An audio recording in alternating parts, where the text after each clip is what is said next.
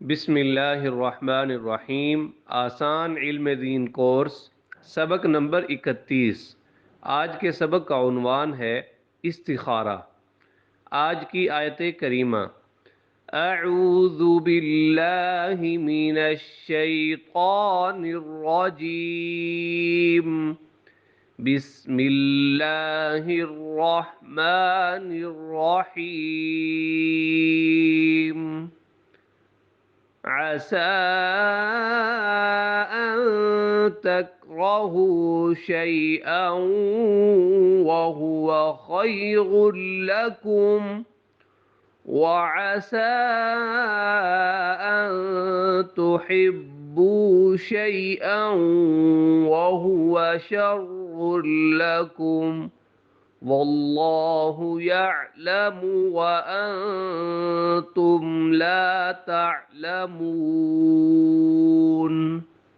ترجمہ: یہ عین ممکن ہے کہ تم ایک چیز کو برا سمجھو حالانکہ وہ تمہارے حق میں بہتر ہو، اور یہ بھی ممکن ہے کہ تم ایک چیز کو پسند کرو حالانکہ وہ تمہارے حق میں بری ہو، اور اصل حقیقت تو اللہ جانتا ہے اور تم نہیں جانتے۔ آج کی حدیث مبارک: حضرت جابر رضی اللہ تعالیٰ عنہ فرماتے ہیں کہ حضور اکرم صلی اللہ علیہ وسلم ہمیں اپنے تمام اہم امور میں استخارہ کی اس طرح تعلیم دیتے تھے جس طرح ہمیں قرآن کریم کی کوئی سورت سکھاتے تھے۔ آج کی مسنون دعا: استخارے کی دعا۔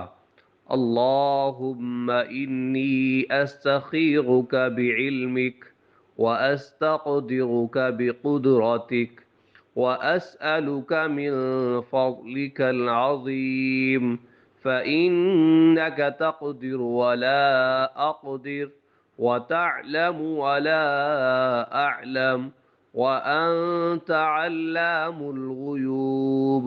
اللهم إن كنت تعلم أن هذا الأمر خير لي في ديني ومعاشي وعاقبة أمري فاقدره لي، وإن كنت تعلم أن هذا الأمر شر لي في ديني ومعاشي وعاقبة أمري فاصرفه عني واصرفني عنه واقدر لي الخير حيث كان ثم رضني به۔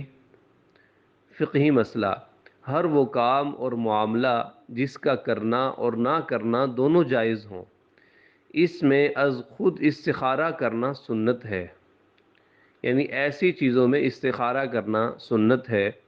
استخارے کا معنی یہ ہے کہ خیر طلب کرنا۔ طریقہ اس کا یہ ہے کہ 2 رکعت نماز نفل پڑھیں، پھر اس کے بعد استخارے کی دعا مانگیں۔ دعا میں جب ھذا الامر پر پہنچیں تو اپنی حاجت کا تصور کریں، اس کے بعد اپنی حاجت اللہ کے سامنے پیش کریں۔ استخارہ کرنے کے بعد خواب آنا کوئی ضروری نہیں ہے، جس طرف دل کا میلان ہو اس کام کو اختیار کریں، یہی استخارے کا مسنون طریقہ ہے۔ اس کے علاوہ جو طریقے عوام میں رائج ہیں ان کی شرعی کوئی حیثیت نہیں ہے۔